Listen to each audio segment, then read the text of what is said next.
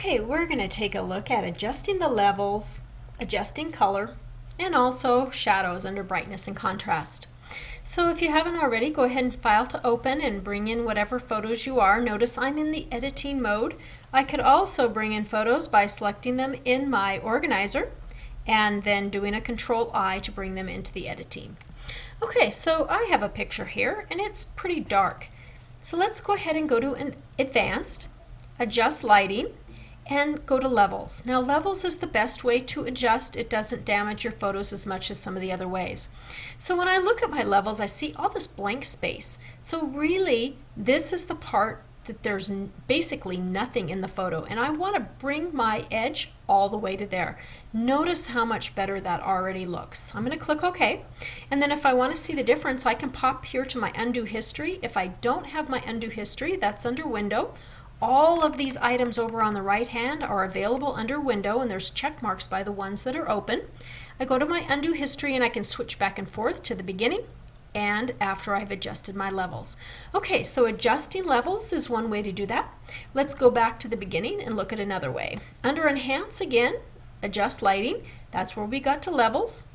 We're going to go to shadows and highlights, and it's already going to suggest, and I can lighten up the shadows a little bit more. I can also work on my mid-tone contrast if I need, and if I need to darken any of the background. So that's another way. Again, this is not as good as using levels. I'm going to cancel that. That is one thing that we can do. Another thing, let's go ahead and click here, is to adjust our color. So let's say that I want pink rather than yellow poppies. So I'm going to go under to Enhance, and this time to adjust color. And I can adjust the hue and saturation. Hue is just another word for color. Saturation is how much paint did you put on the paintbrush. Was it just a light amount of paint, or was the paint really thick and a vibrant color? And lightness would be, should we add some white or some black to it? Kind of the tint. So under the hue, let's go ahead and change our hue and see how quickly we can change the color of our tulips. Now notice that the stems are changing too in the sky. So if I didn't like that, I'm going to cancel. I can use my magic selection brush to select just the things that I want selected. So if I want the sky selected and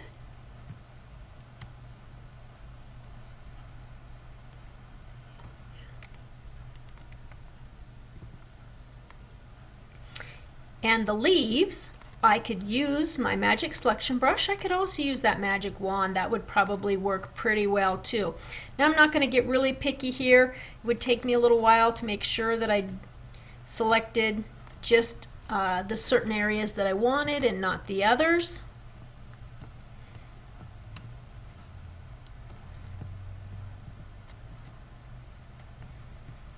And let's just pretend that then remember, you might need to select the inverse. So let's go ahead now and go to our adjust color to the hue and saturation. Adjust my hue, and you'll notice that for the most part just the poppies are changing. Hit the escape to make those marching ants go away. And of course I didn't select everything, but that gives you a basic idea. I could have changed the color of the sky, deepened that a little bit, lots of those different things underneath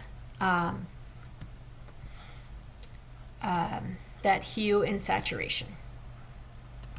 The last thing I'm going to show you is knocking out background. So I've got this little guy, and I don't want that white background because when I put it on something that's blue, I'm going to have this weird white border around it.